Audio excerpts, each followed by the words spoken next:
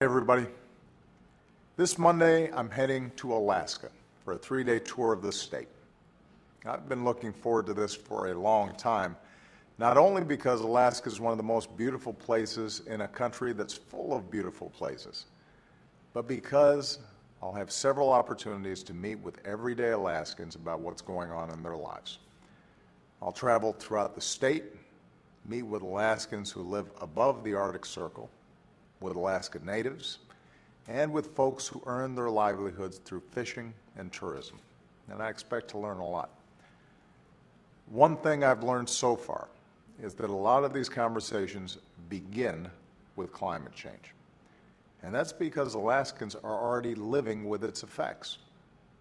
More frequent and extensive wildfires, bigger storm surges as sea ice melts faster, some of the swiftest shoreline erosion in the world, in some places more than 3 feet a year. Alaska's glaciers are melting faster too, threatening tourism and adding to rising seas.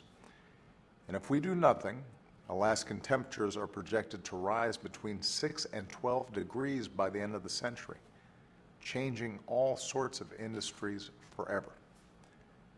This is all real. This is happening to our fellow Americans right now.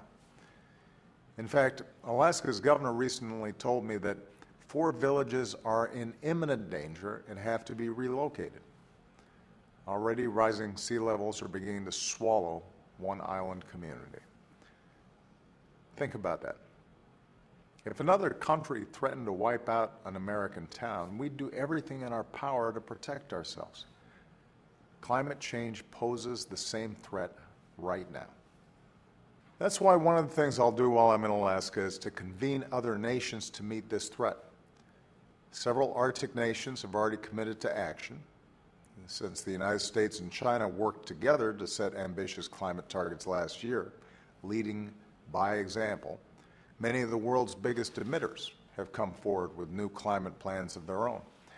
And that's a good sign as we approach this December's global climate negotiations in Paris.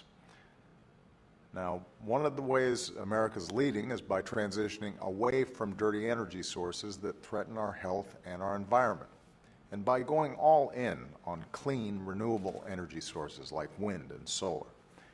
And Alaska has the natural resources to be a global leader in this effort. Now, even as we accelerate this transition, our economy still has to rely on oil and gas. And as long as that's the case, I believe we should rely more on domestic production than on foreign imports. And we should demand the highest safety standards in the industry, our own.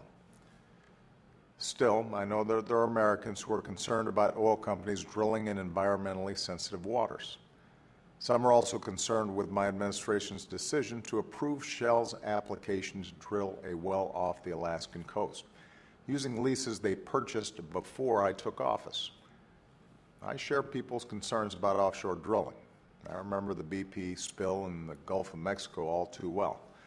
And that's precisely why my administration has worked to make sure that our oil exploration conducted under these leases is done at the highest safety standards possible, with requirements specifically tailored to the risks of drilling off Alaska. We don't rubber stamp permits. We make it clear that Shell has to meet our high standards in how they conduct their operations. And it's a testament to how rigorously we've applied those standards that Shell has delayed and limited its exploration off Alaska while trying to meet them. The bottom line is safety has been and will continue to be my administration's top priority when it comes to oil and gas exploration off America's precious coasts, even as we push our economy and the world to ultimately transition off of fossil fuels. So I'm looking forward to talking with Alaskans about how we can work together to make America the leader on climate change around the globe. And we're going to offer unique and engaging ways for you to join me on this trip all week at whitehouse.gov/Alaska. Because what's happening in Alaska is happening to us. It's our wake-up call.